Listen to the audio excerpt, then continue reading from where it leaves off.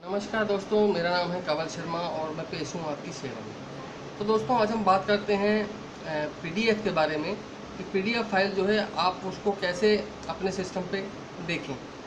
किसी के द्वारा भेजी गई फाइल आपके सिस्टम पे नहीं खुलती है, तो इसके लिए आपको पीडीएफ प्रो की ज़रूरत पड़ेगी। उससे आप अपना पीडीएफ फाइल क्रिएट भी कर सकते हैं। पीडीएफ फाइल जो होती है ये बहुत छोटा स्पेस लेती है, काफ़ी कम स्पेस लेती है।